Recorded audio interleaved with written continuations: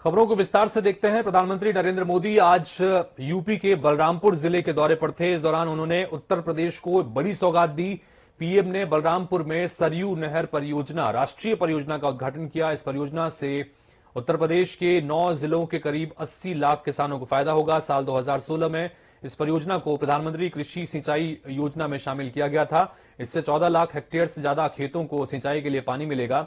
परियोजना में 5 नदियों घाघरा, सरयू, राप्ती, बाणगंगा और रोहिणी को आपस में जोड़ने का भी प्रावधान है। तो वहीं प्रधानमंत्री ने जनसभा को संबोधित करते हुए बिना नाम लिए अखिलेश यादव पर निशाना साधा। पीएम मोदी ने कहा कि जब मैं आज दिल्ली से चला तो सुबह से इंतजार कर रहा था कि कब कोई आएगा और कहेगा कि मोदी जी, इस योजना का फीता तो हमने काटा था। इस महत्वाकांक्षी परियोजना को आगे बढ़ाने का काम किया है, जिससे इस और ये सरयू नहर परियोजना जिसका आज लोकार्पण किया गया, ये बेहद महत्वपूर्ण है। पूर्वांचल में बाढ़ और सूखे की समस्या से इससे निजात मिल सकेगी। चूंकि 25 से 30 लाख किसानों को सीधे सीधे इस परियोजना से फायदा मिलेगा। 9 जिलों को यह प्रभावित करेगी। घाघरा, सरयू, राप्ती, बाणगंगा और रोहिणी नदियों को इसमें जोड़ा गया है, कनेक्ट किया गया है। लिहाजा ये बहुत महत्वपूर्ण योजना मानी जा रही है। पूर्वांचल के 9 जिलों को इससे सीधा सीधा फायदा मिलेगा। उत्तर प्रदेश की सबसे बड़ी नहर परियोजना ये बताई जा रही है। लंबे वर्षे से इसका काम रुका हुआ था। यही वजह है कि इसको लेकर अब बयानबाजी, सियासी बयानबाजी भी देखने को मिल रही है। पश्चिमी उत्तर प्रदेश में सत्ता वापसी के लिए भारतीय जनता पार्टी पूरी रणनीति के साथ काम कर रही है। इसी के तहत बीजेपी के राष्ट्रीय अध्यक्ष जेपी नड्डा उत्तर प्रदेश के 2 दिवसीय दौरे पर रहे। जेपी नड्डा आज सबसे पहले मेरठ पहुंचे, जहां उन्होंने बूथ सम्मेलन में हिस्सा लिया। जेपी नड्डा के साथ डिप्टी सीएम दिनेश शर्मा, अध्यक्ष स्वतंत्र देव सिंह, यूपी चुनाव सह प्रभारी कैप्टन अभिमन्यु समेत कई बड़े नेता मौजूद रहे। बीजेपी के इस विजय बूथ सम्मेलन में 4 जिलों के बूथ अध्यक्ष शामिल हुए। इस कार्यक्रम में बीजेपी के करीब 20,000 से ज्यादा कार्यकर्ताओं ने हिस्सा लिया। वहीं बूथ सम्मेलन को संबोधित करते हुए जेपी नड्डा ने कार्यकर्ताओं को जीत का मंत्र दिया। साथ ही विपक्ष पर जमकर निशाना भी साधा।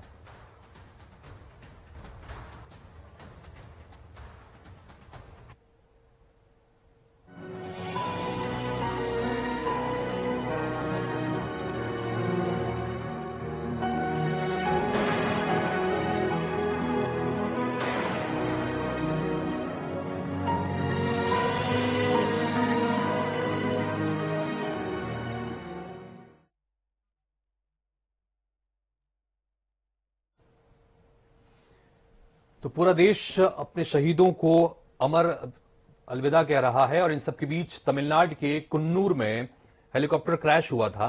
इसमें जान गंवाने वाले आगरा के सपूत विंग कमांडर पृथ्वी सिंह चौहान पंचतत्व में विलीन हो गए। जब शहीद पृथ्वी सिंह चौहान का पार्थिव शरीर आगरा उनके घर पहुंचा तो सभी की आंखें नम हो गई। गार्ड ऑफ ऑनर के साथ ही शहीद पृथ्वी सिंह चौहान को आगरा के ताजगंज के मोक्ष धाम में अंतिम विदाई दी गई। उनके 9 साल के बेटे अविराज ने उन्हें मुखाग्नि दी। और इस दौरान तमाम जो लोग वहां पर मौजूद थे, सभी की आंखें नम थीं। जैसे ये हादसा हुआ, इस हादसे के 3 दिन बाद आगरा के गृहनगर, जहां पर विंग कमांडर पृथ्वी सिंह चौहान रहने वाले थे, उनके गृहग्राम शव को लाया गया। उनके 9 साल के बेटे अविराज ने उन्हें मुखाग्नि दी। इस दौरान उनकी बड़ी बेटी और उनकी पत्नी भी वहां पर मौजूद थी। और वीर शहीद अमर रहे के नारे लगातार वहां पर गूंजते रहे। तो आज ताज नगरी ने अपने इस वीर सपूत को नम आंखों से अलविदा कहा है।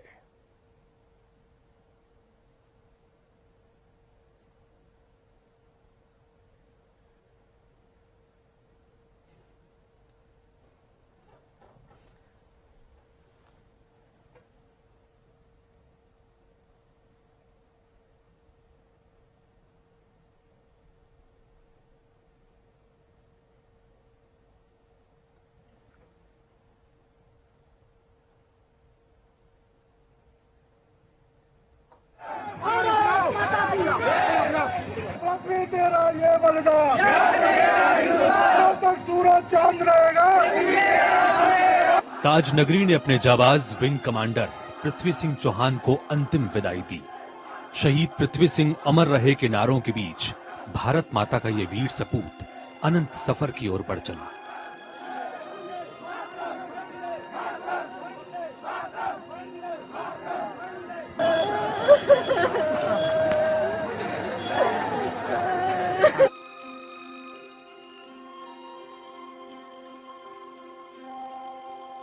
तमिलनाडु के कुन्नूर में हुए हेलीकॉप्टर क्रैश में सीडीएस बिपिन रावत के साथ विंग कमांडर पृथ्वी सिंह चौहान की भी जान चली गई। हादसे के 3 दिन बाद शनिवार को शहीद का पार्थिव शरीर उनके गृह ग्राम आगरा के ताजगंज लाया गया। विंग कमांडर पृथ्वी सिंह चौहान जब अंतिम सफर पर निकले तो अंतिम दर्शनों के लिए लोगों का हुजूम उमड़ पड़ा। ताजगंज मोक्षधाम पर पूरे राजकीय सम्मान के साथ शहीद का अंतिम संस्कार किया गया। वायुसेना ने उन्हें गार्ड ऑफ ऑनर दिया।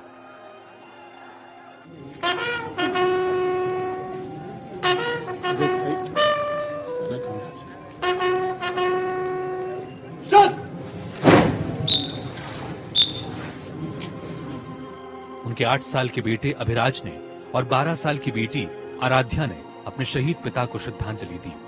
ये नजारा देख हर कोई भावुक हो गया। बेटे अभिराज ने अपने पिता की चिता को मुखाग्नि दी। जाबाज पृथ्वी पंच तत्व में विलीन हो गए। भले ही नियति ने जीवन की सांसें छीन ली, लेकिन देश से उनका रिश्ता हमेशा के लिए अमर हो गया। जो दुर्घटना गई वो अपूर्ण क्षति है, इसको कभी पूरा नहीं किया जाता। किसी भी तरह ये क्षति पूरी नहीं की जा सकती। कहीं न कहीं पूरा देश, प्रधानमंत्री सहित आम आदमी तक इसमें शोक में डूबा हुआ है। ग्राउंड जीरो से दीपावत, जनता टीवी, आगरा। आगे बढ़ते हैं, यूपी चुनाव की बात करें। अब बीजेपी यहां पर चुनावी रथ यात्रा निकालने जा रही है। अंबेडकर नगर से रथ यात्रा का आगाज होगा 19 दिसंबर से। 19 दिसंबर से ये बीजेपी की रथ यात्रा की शुरुआत होगी। जगत प्रकाश नड्डा रथ यात्रा को हरी झंडी दिखाएंगे। तो कुल मिलाकर ये एक बड़ा अपडेट इस वक्त आ रहा है यूपी के सियासी घटनाक्रम के बीच में कि जगत प्रकाश नड्डा भारतीय जनता पार्टी के एक रथ यात्रा को हरी झंडी दिखाकर रवाना करेंगे। 19 दिसंबर से ये रथ यात्रा का आगाज होगा। अंबेडकर नगर से रथ यात्रा की शुरुआत भारतीय जनता पार्टी करेगी। पूरे उत्तर प्रदेश में ये रथ यात्रा निकाली जाएगी, ये ऐलान किया गया है और 19 दिसंबर से इसकी शुरुआत होगी।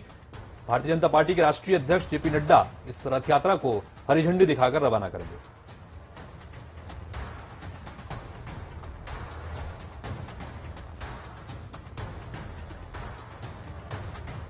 केंद्र सरकार की ओर से पिछले साल लाए गए 3 कृषि कानूनों के खिलाफ पुरजोर आंदोलन करने वाले और भारतीय किसान यूनियन के राष्ट्रीय प्रवक्ता राकेश टिकैत को लंदन में 21वीं सेंचुरी आइकॉन अवार्ड से सम्मानित किया गया है। लंदन में 21वीं सेंचुरी आइकॉन अवार्ड मिलने पर किसान नेता राकेश टिकैत ने कहा कि ये अवार्ड समस्त भारतवासियों और आंदोलन में शहीद हुए किसानों के परिवारों को समर्पित है। साथ ही राकेश टिकैत ने मीडिया का भी इस दौरान आभार जताया।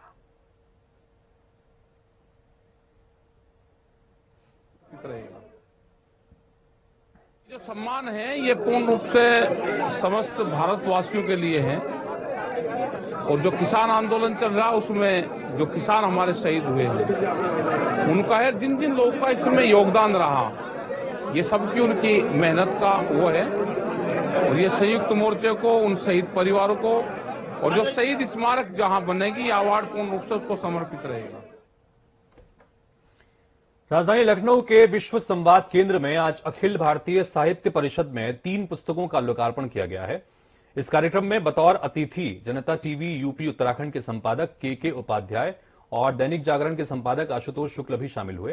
वहीं इस कार्यक्रम के बाद मुख्य अतिथि दैनिक जागरण के संपादक आशुतोष शुक्ल ने लेखकों को बधाई दी और कहा कि साहित्य सबके हित में हो, वो ही साहित्य है। वहीं जनता टीवी यूपी उत्तराखंड के संपादक के उपाध्याय ने कहा कि साहित्य सागर है, इस पर जितनी चर्चा की जाएगी मोती निकालते रहेंगे। मेरा सिर्फ इतना कहना है कि यहाँ जो लोग बैठे हैं ये भीड़ नहीं है, ये प्रबुद्ध जन है। ये ऐसे लोग हैं जिनसे समाज चलता है। आप लोगों की बातें लोग सुनते हैं, समझते हैं, अमल करते हैं। आप लोग इसका बीड़ा उठाइए। हम सब आपके साथ खड़े हैं और अगर वह दिन दूर नहीं है जैसा अयोध्या समझ रही है, काशी समझ रही है, मथुरा समझने वाली है, और हम अपने नायकों को पहचानें, उन नायकों को बचाएं और उनको बचाए रखें। छोटी लाइन के आगे बड़ी लाइन खींचें। सब कुछ तय करता है हमारा लोक। हम लोग, जो लोक है भारत का, सब जगह का, और भारत का तो जो लोक है वो बड़ा अपूर्व है। अगर लोक ने ये तय किया कि एक राम भक्त विभीषण है और एक राम भक्त हनुमान है, लेकिन हनुमान की पूजा करता है और राम भक्त होते हुए भी विभीषण को वो हंता मानता है, द्रोही मानता है,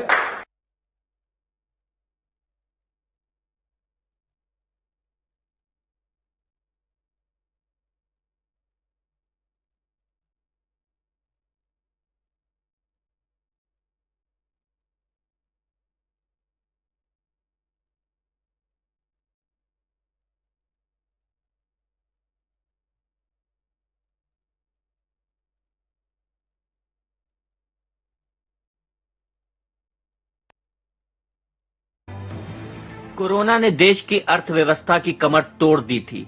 अभी देश कोरोना वायरस की दूसरी लहर से जूझकर उठा ही था, वहीं एक बार फिर से कोरोना के नए वेरिएंट ओमिक्रॉन ने एक बार फिर से लोगों की चिंता बढ़ा दी है। वहीं डॉक्टरों का यह कहना है, ओमिक्रॉन पिछले कोरोना वेरिएंट के मुताबिक इतना खतरनाक तो नहीं, मगर इस वेरिएंट की फैलने की क्षमता बाकी वेरिएंट से बढ़कर है।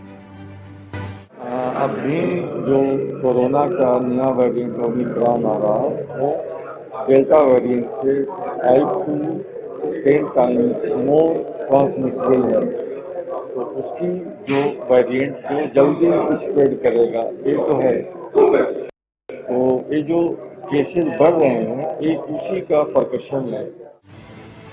कोरोना के नए वेरिएंट ओमिक्रॉन ने एक बार फिर से सरकार और स्वास्थ्य विभाग की चिंता बढ़ा दी। अगर हम बात करें डॉक्टरों की, तो डॉक्टरों का ये कहना है जिस तरीके से ये ओमिक्रॉन फैल रहा है, हमको जल्द ही तीसरी लहर देखने को मिल सकती है। कैमरामैन अमन के साथ लखनऊ से अरमाना से। मुजफ्फरनगर में 17 छात्राओं के साथ प्रैक्टिकल के नाम पर छेड़छाड़ के मामले में भले ही मुजफ्फरनगर पुलिस ने त्वरित कार्रवाई करते हुए 2 आरोपियों को गिरफ्तार कर जेल भेज दिया है, लेकिन छात्राओं के छेड़छाड़ के मामले को लेकर राजनीतिक पार्टियों ने 2022 के चुनाव में राजनीतिक मुद्दा बनाना शुरू कर दिया है। छात्राओं के साथ छेड़छाड़ प्रकरण को संसद में उठाने वाले आम आदमी पार्टी के सांसद संजय सिंह आज देर शाम मुजफ्फरनगर पहुंचे और पीड़ित छात्राओं के परिवार से मिले और उन्हें जल्द से जल्द न्याय दिलाने की बात कहते हुए भारतीय जनता पार्टी पर जमकर निशाना साधा। 17 बच्चियों को प्रैक्टिकल के नाम पर एक प्राइवेट स्कूल में ले जाया गया। वो बच्चियां वहां पर रोकी गईं, उनको खिचड़ी में नशीले पदार्थ मिलाकर उनका यौन शोषण किया गया। कुछ बच्चियों ने वापस आकर इस घटना के बारे में अपने परिवार को जानकारी दी। परिवार के लोग जब शिकायत करने के लिए थाने पर पहुंचे तो पहले इनकी एफआईआर दर्ज नहीं की गई। तो इस मामले में फास्ट ट्रैक कोर्ट का गठन करके यानी त्वरित अदालत गठित करके इस पूरे मामले की 6 महीने में सुनवाई खत्म की जाए। जो भी इसमें साक्ष्य हैं वो सामने लाए जाए और जो दोषी लोग हैं उनको ऐसी सजा मिलनी चाहिए जिससे कि कोई इतनी बड़ी हिम्मत दोबारा कर न सके, इतनी बड़ी घटना को अंजाम देने की हिम्मत। आगामी विधानसभा चुनाव के मद्देनजर बीजेपी और कांग्रेस दोनों ही पार्टियां मतदाताओं को रिझाने के लिए नए नए तरीके ढूंढ रही हैं। कार्यक्रमों के जरिए आगामी चुनाव को लेकर पार्टियों की रणनीति और किए गए विकास कार्यों को जनता के बीच रखने का काम किया जा रहा है। इसी के मद्देनजर भाजपा ने पूर्व सैनिकों के सम्मान में जगह जगह कार्यक्रम किए। अब कांग्रेस भी उसी तर्ज पर पूर्व सैनिकों को सम्मानित करने का कार्यक्रम कर रही है, जिसकी शुरुआत 16 दिसंबर को राहुल गांधी की रैली से होगी। हल्द्वानी के स्वराज आश्रम में कांग्रेस कार्यकर्ताओं की एक बैठक आयोजित की गई, जिसमें आगामी कार्यक्रमों और 16 दिसंबर को देहरादून में राहुल गांधी की होने वाली रैली को लेकर रूपरेखा तैयार की गई। जवाब तो मन बना लिया जनता ने, जवाब देने का जनता जवाब देगी। 2022 के चुनाव में सबको स्पष्ट हो चुका है कि कोई रैली कर लें, महारैली कर लें, परिवर्तन रैली कर लें, बदलाव लाने की बात कहें, बदलाव आ चुका है और 2022 में सब कुछ स्थिति साफ हो जाएगी, तस्वीर साफ हो जाएगी। और पीआरओ नंदन बिष्ट के पत्र को लेकर कल सदन में सरकार को कांग्रेस के उपनेता विपक्ष ने घेरा था। देर रात इस मामले में सीएम कार्यालय में तैनात नंदन बिष्ट को बर्खास्त कर दिया गया है। वहीं कांग्रेस ने अब इस मामले में सरकार को भी घेर लिया है। उपनेता विपक्ष करण महारा ने कहा है कि भाजपा नेताओं के ये वाहन थे जिन्हें छोड़ने के लिए पत्र लिखे गए थे। महारा ने कहा कि सही कार्रवाई करने वाले ट्रैफिक इंस्पेक्टर को भी लाइन हाजिर करना अब और भी सरकार की मंशा पर सवाल खड़े कर रहा है।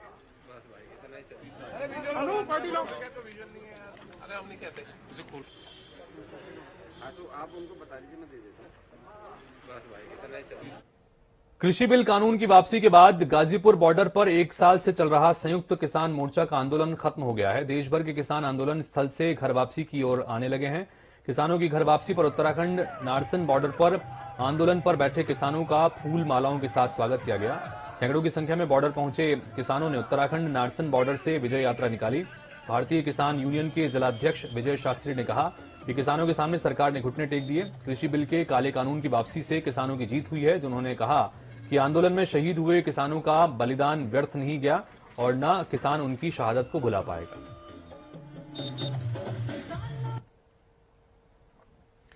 तो पूर्व मुख्यमंत्री तीरथ सिंह रावत की मार्च में घोषणा के बाद सिंचाई विभाग रामनगर ने यातायात के दबाव को कम करने के लिए 3 नहरों को कवर करते हुए रोड चौड़ीकरण करने का 49 करोड़ 50 लाख का बजट बनाकर सरकार को प्रस्ताव भेज दिया है। बता दें कि रामनगर में बढ़ते वाहनों के दबाव को कम करने के लिए पूर्व मुख्यमंत्री तीरथ सिंह रावत का मार्च में रामनगर में दौरा था। उस वक्त क्षेत्रीय विधायक दीवान सिंह बिष्ट की मांग पर रामनगर की मंगलार रोड, तेलीपुरा रोड और रामनगर से चोरपानी नहर को कवर करते हुए उसमें सड़क निर्माण कर चौड़ीकरण की घोषणा की थी। वहीं बता दें कि घोषणाओं को अमल में लाते हुए सिंचाई विभाग ने तीनों योजनाओं को धरातल पर उतारने के लिए तैयारियां शुरू कर दी हैं।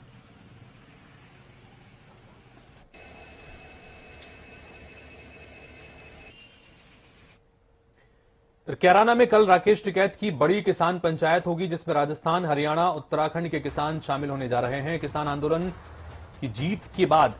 में अपनी जीत के बाद कैराना में पहली पंचायत होगी। महापंचायत में राकेश टिकैत का भव्य स्वागत भी किया जाएगा। इस पंचायत में लाखों किसानों के साथ अन्य लोगों के भी पहुंचने की उम्मीद जताई जा रही है।